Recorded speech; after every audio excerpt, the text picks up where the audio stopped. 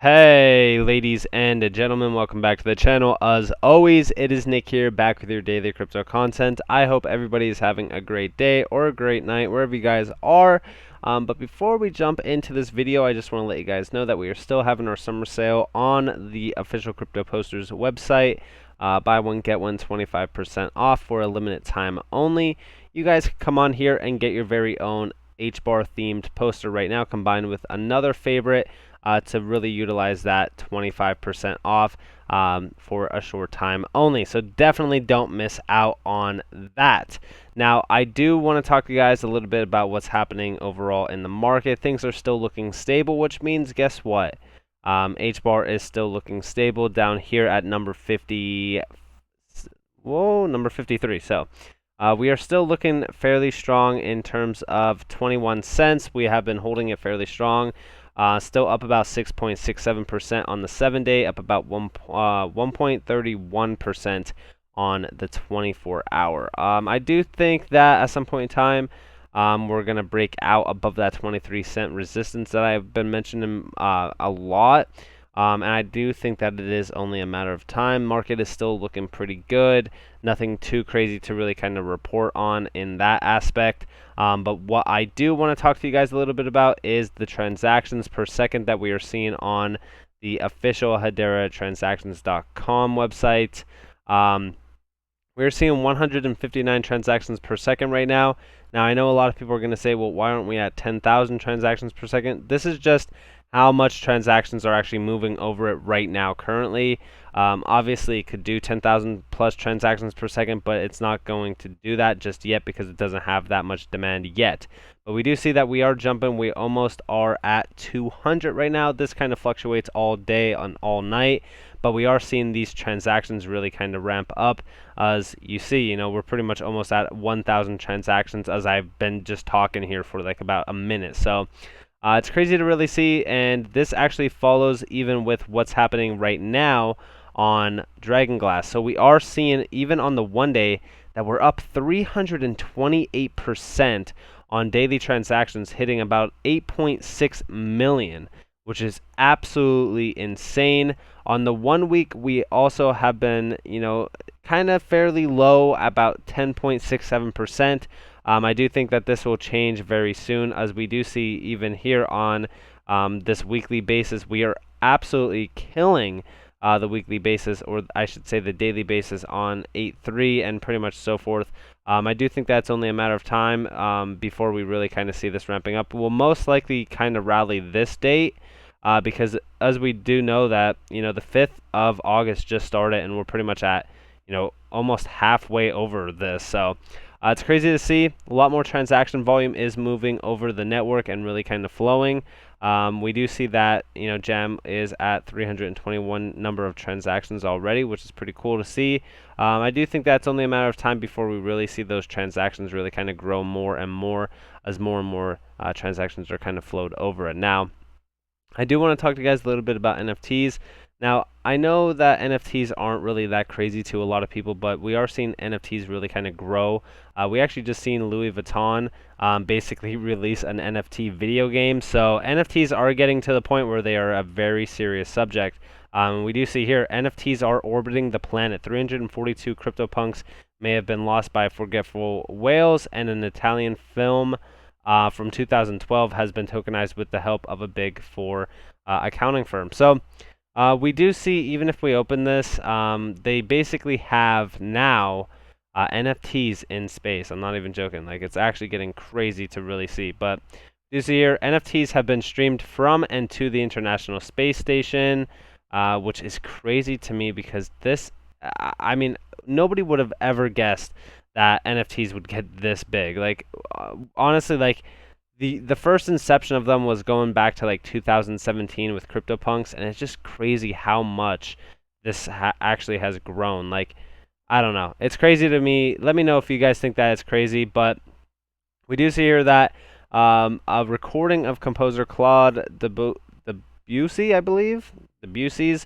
Claire de Lune to and from the International Space Station on July 28th, reportedly marking the first instance in which a non-fungible token NFT has orbited the Earth. So we are seeing a lot of kind of growing success with NFTs, and we already know that Hedera is really making a way into the NFT space and really kind of disrupting it. So I think that this is great overall. Now we also see that transactional volume is flowing like we do see here. This is actually from HBAR Tower. In the last few hours, the amount of transactions on Hedera has increased from 100K transactions per hour to nearly 500K transactions per hour. What do you think? We are really ramping up those transactions, guys. I'm telling you, it's no joke. We also see this, hottest events in August, HBAR mainnet upgrade, August 5th, 2021. Guess what today is? August 5th. So this is actually very exciting. We are seeing this happen today. I wonder what this is actually going to really kind of invoke. Is it going to invoke a price jump? Who knows? I'm going to basically be here for it. So who knows? Hopefully the price action is very good for that mainnet jump. We also see this.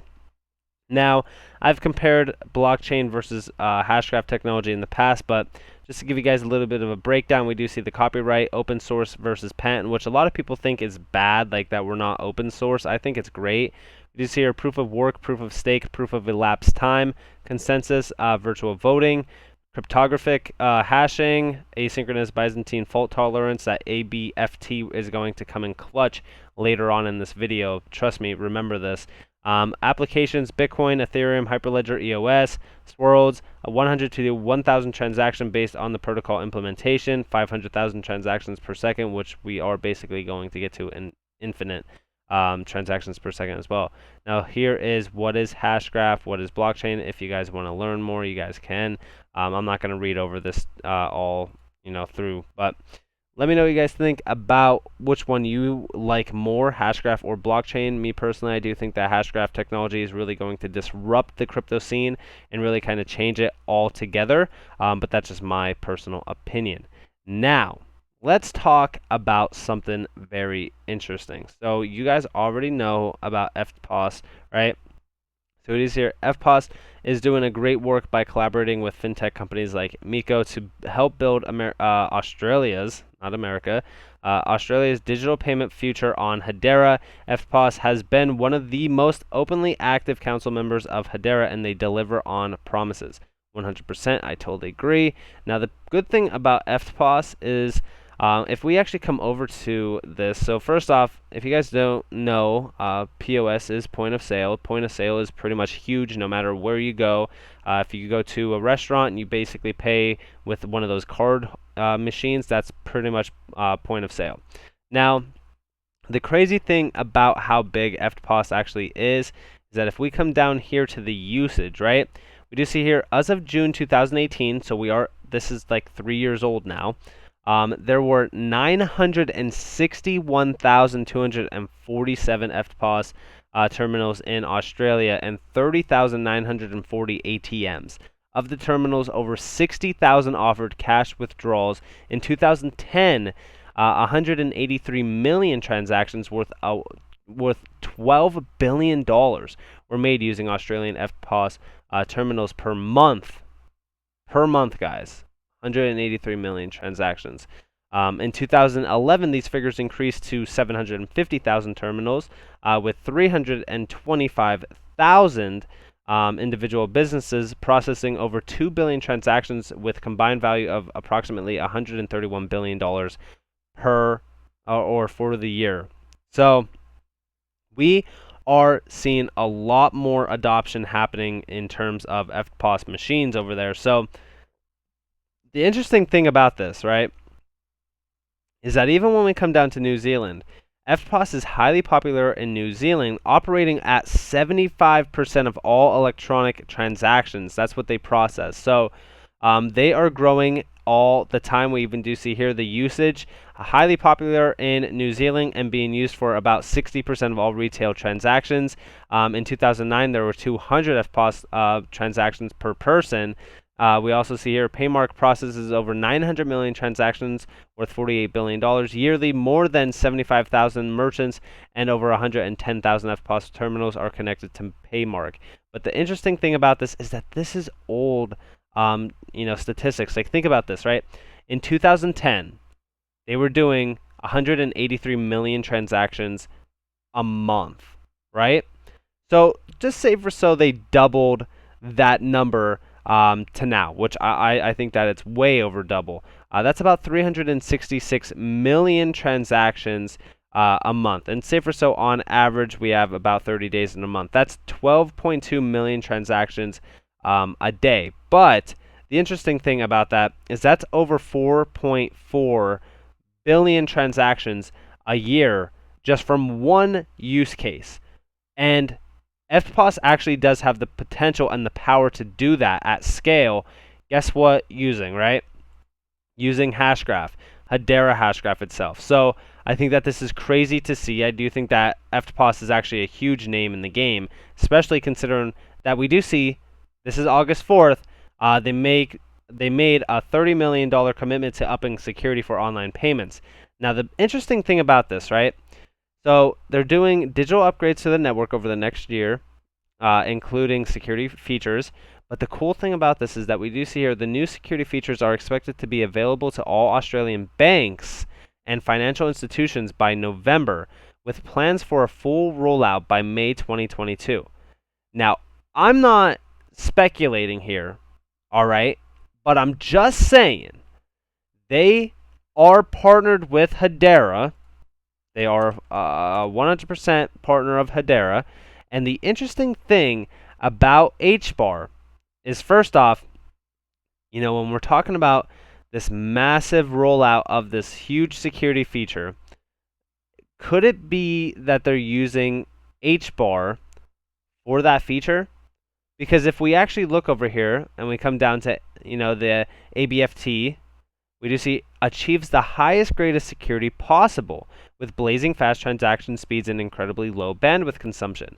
Now, I'm not going to try to make this, a huge deal or anything like that, because who knows? It's speculation. But what if they were utilizing Hedera Hashgraph for these features? Let me know what you guys think about that down in the comments below. I hope that you guys enjoyed this video. If you guys did, definitely leave a like, subscribe, and turn notifications on.